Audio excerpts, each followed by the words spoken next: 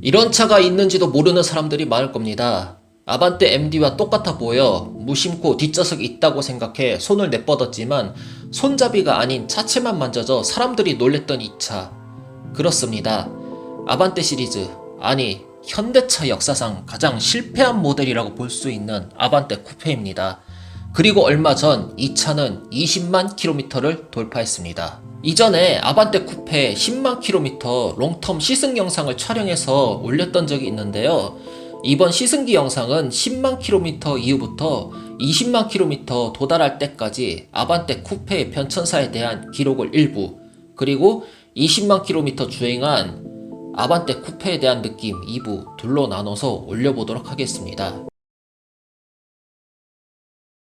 먼저 11만 킬로미터에 도달했을 때 저는 엔진오일 교환과 함께 브레이크 액을 교환하고 전륜 디스크 브레이크를 확장했습니다. 아반떼 MD의 경우 전륜 브레이크 디스크 사이즈가 280mm인데 와인딩 서킷 주행 시 순정 브레이크 패드와 디스크가 만족스럽지 못했습니다. 그래서 스틸 재질 브레이크 패드로도 교체해 보았는데요. 제동력은 좋아지지만 분진이 너무 많이 발생하고 디스크가 너무 많이 긁힌다는 단점을 알게 됐네요. 따라서 브레이크 디스크를 새 걸로 교체했습니다. 교체한 브레이크 디스크는 i40 살론에 적용되는 300mm급 순정 디스크 브레이크입니다. 커진 디스크에 맞춰 캘리퍼도 i40으로 바꾸었고요. 개조 없이 바로 장착됐습니다. 그리고 브레이크 성능은 만족하고 있습니다.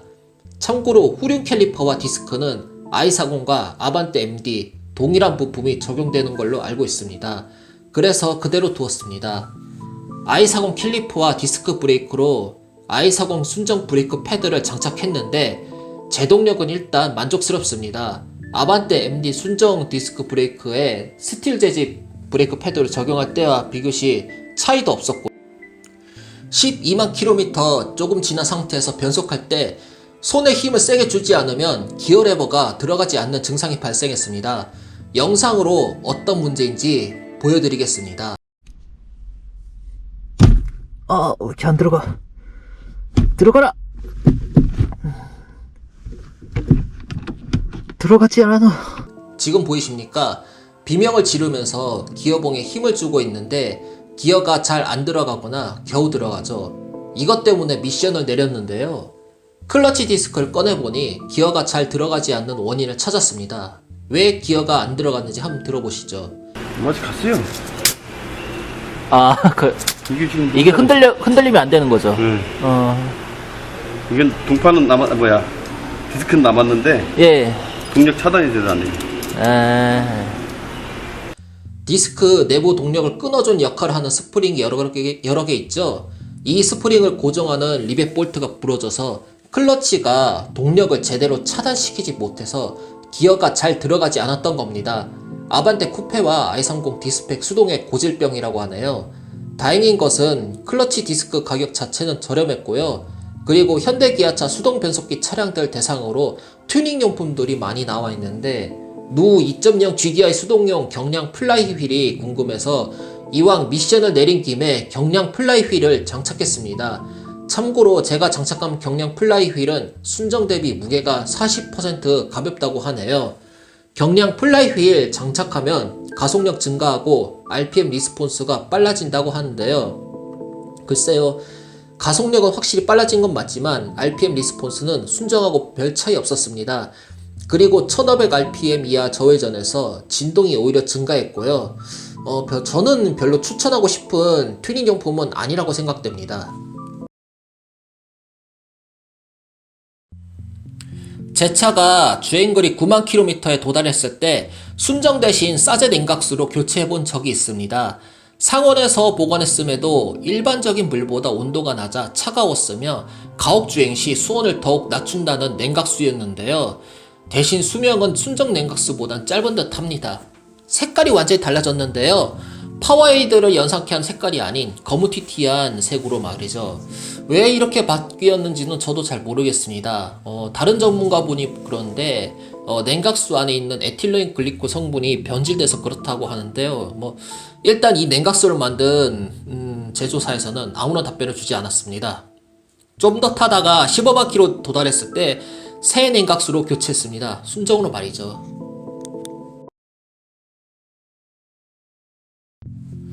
GDI 엔진은 구조상 흡기 밸브에 카본이 쌓일 수밖에 없는데요. 10만 킬로미터 도달할 때 한번 흡기 클리닝을 했고 14만 킬로미터에 엔진오일 교환하면서 내시경 카메라로 흡기 밸브 안쪽을 관찰해 보았습니다.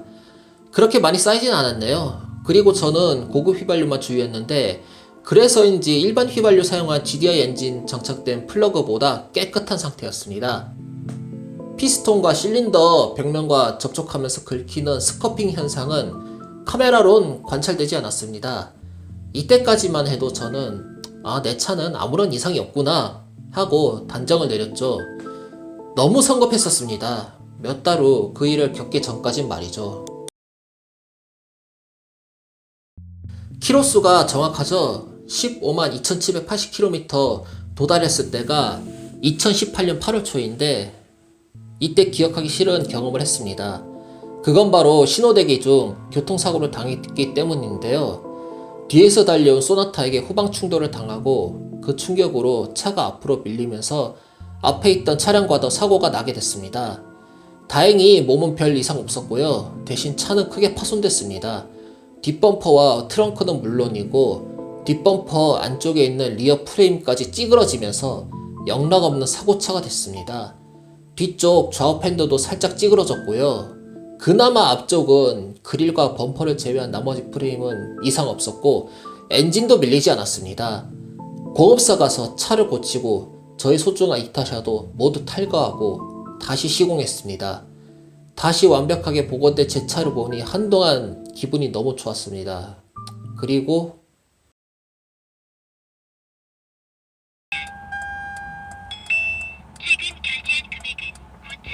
제가 이런 일을 경험할 줄은 정말 몰랐습니다. 인제스피디움에 썩게 주행하는 도중 엔진룸에서 이상한 소리를 들었습니다. 뭔가 매달 나가는 소리인데 이거. 매달 베어링 나는 거. 들리시나요? 피트에 들어온 후 엔진룸 열고 찍은 영상입니다. 소리 들리시죠? 네, 피스톤과 실린더 벽이 마찰되면서 소음이 발생하는 스커핑 소리입니다. 이런 소리 날 정도면 얼마 못 가서 엔진은 완전히 고장난다고 볼 수 있습니다. 그리고 결국 그 일이 있은 후 주행거리 15만 9,248km에 도달할 때 차가 고장났습니다. 큰돈 나가게 생겼네. 보존기간 지났으니 제 돈으로 수리해야죠. 그래도 현대기아차 부품값이 저렴해서 그런지 오벌 비용은 200만원이 안 되더군요. 물론 새 엔진 인스톨하면 공인 플러스 부품비 합쳐 400만원 넘어가지만요. 그나마 기존 엔진 블록과 헤드는 멀쩡하고 실린더와 피스톤, 메탈 베어링에만 문제가 생긴 거라 새 엔진 교체가 아닌 기존 엔진 오버홀, 즉 보링을 선택합니다. 보링이라고 해도 대부분의 부품은 신품으로 교체했습니다. 피스톤과 컨로드, 타이밍 체인과 스프라켓, 배터리와 풀리 등 말이죠. 엔진 오버홀은 성공적으로 진행됐고 20만 킬로미터 넘은 지금까지도 아무런 문제를 일으키지 않았습니다. 엔진 오버홀 이후 자동차에 별다른 이상은 발생하지 않았습니다. 18만 4,081km에서 배터리 방전되어서 배터리 교체하고요. 그 후 헤드램프 한쪽이 나가서 전구 교체한 거 빼고 없네요. 엔진이 한번 고장 났지만 그래도 20만 킬로미터 주행하는 동안 잘 달려주고 있다고 생각됩니다. 연비는 제가 15만 킬로미터 이후 따로 차계보를 적지 않고 있는데요. 그 이유가 제가 드라이브 노트라는 차계보 홈페이지를 이용하는데 어느 날 이 홈페이지가 사라졌더군요. 그렇다고 마카롱 등 다른 차계보 어플로 옮기는 것도 힘들고 해서 그냥 차계보는 기록 안 합니다.